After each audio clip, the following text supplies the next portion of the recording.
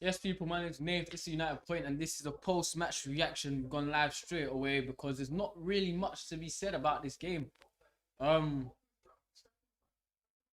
an injustice, as you can see from the title of the video. I firmly believe Villa did deserve to win tonight, or if not win, at least score. You know, Man United, we only created one chance, clear-cut chance, and even then it was more of a half chance. McTominay scored a header in the 8th minute, and for the rest of the game, we couldn't create anything. Yet again, we are at home facing Aston Villa, and we look like the shit aside, if I'm being honest. We do look like the shit aside. Aston Villa were all over us, especially in the second half, for at least the first 30 minutes of the second half. We couldn't get out of our own half, let alone our own box. So it's just rubbish. I can't lie to you, it's rubbish. All areas of Man United right now is rubbish. I'm not really going to talk too much about this game. In fact, let me talk about the game first. We scored in the 8th minute. We started off okay.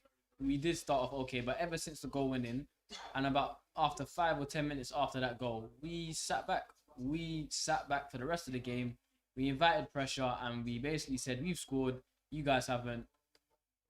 Good luck trying to score against us. And Villa did score against us twice. It's only both goals got chalked off. One of them, or both of them, in my opinion, or what am I looking for? Unrightly. Is that a word? I'm gonna make it a word. Unrightly, because first of all, in this competition, there's only VAR in a handful of games basically, and I think that's just wrong. A couple teams have been kicked out of this cup already due to not having VAR, whereas if there was VAR, they would be in. So why are we now using VAR in this match? Because there wasn't. Villa would have at least drawn with us. I personally believe if they scored one, with the amount of momentum that was going their way, it was only a matter of time until they scored the second. So, you know, in terms of the goals being written off, or that one, I feel like that's wrong decision. And even then with VAR, I still feel like it was a wrong decision. The second one where Ings, I mean, it wasn't going in thanks to a David De Gea save, who in my opinion was man of the match, if not John McGinn.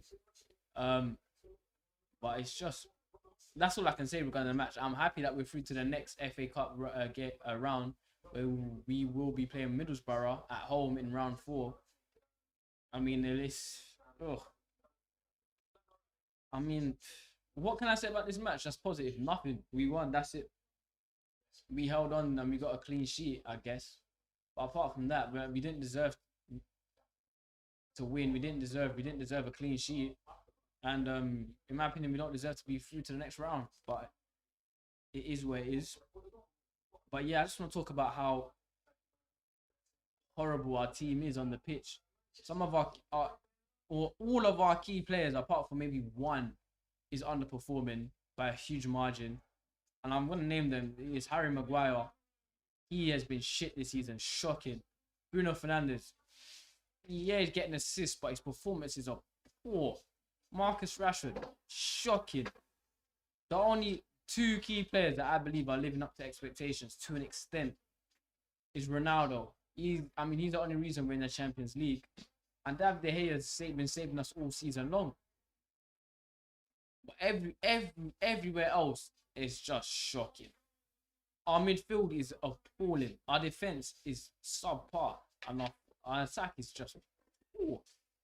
And as I said throughout the watch along, I said there's clearly a mental pandemic going on in Manchester United. All the players just seem out of it mentally. Like they just don't want to be here. They don't want to play, or they want to play, but they just can't. They're just lacking in skill. So I don't know what's going on, but something needs to change. We do need to make signings right now. This January transfer window is key. If we actually have hopes of getting top 4, we need to make at least 2 or 3 signings, in my opinion, because this team is lost and confused. And if I'm totally honest with you, in the short time I've seen Ralph manage, I am a Ralph doubter. I'm gonna put it out there. I doubt Ralph. Some of the decisions he makes, I question a lot. And I mean, this is a match reaction, so there's only so much I want to say here. I'm gonna make a video in order to speak my mind on other issues, but Jesus Christ, we've got a long way to go, and I honestly believe it's gonna get worse before it gets better.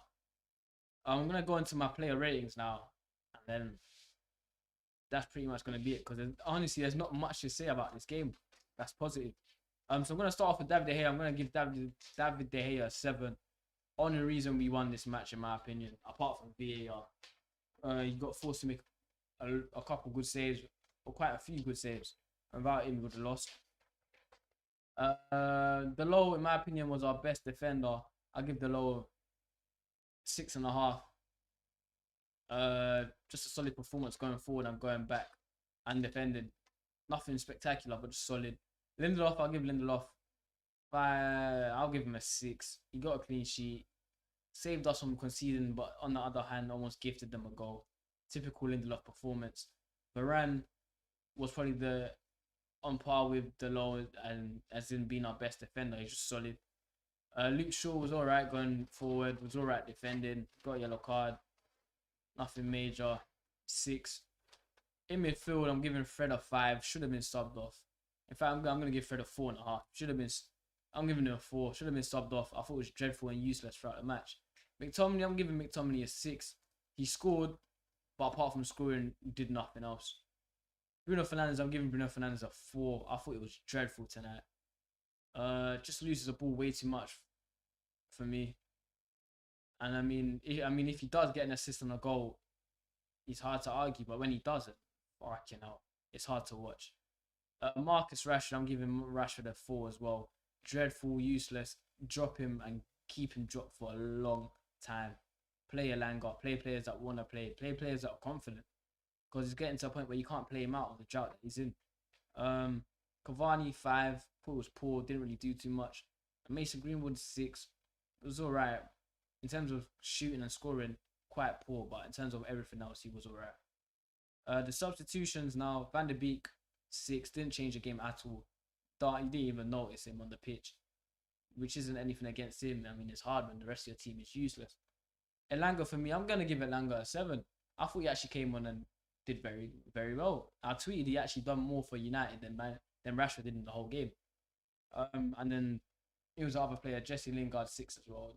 He did good. He did good when he came on. But yeah, apart from man of the match, David De Gea for Man United, and for Aston Villa, John McGinn. There's not much more to say. System-wise, we came out in a 4-2-3-1, which isn't a 4-2-2-2 nonsense. I do believe it was better for a while, but then Villa just got a hold of the game and dominated us in attack, defense, and in midfield. And that was pretty much the story of the whole game. Very unlucky for Villa, as I said yet again, and as you can see from the title, an injustice. But I guess life isn't fair. And on that note, I'm gonna close off the post-match reaction. New Year, same United, to be honest.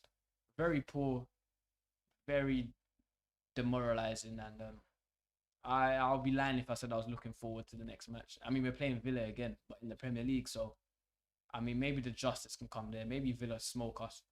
We will see. But on that note, my name is Nath. This is the United Point, and I do firmly hope that Man United, find a solution to fix all the issues that we're facing. But yeah, on that note, I'm going to close the video here. I hope you lot enjoyed. I will see you lot in my next videos, and obviously for the watch along for the next game. Have a good week, guys. Take care.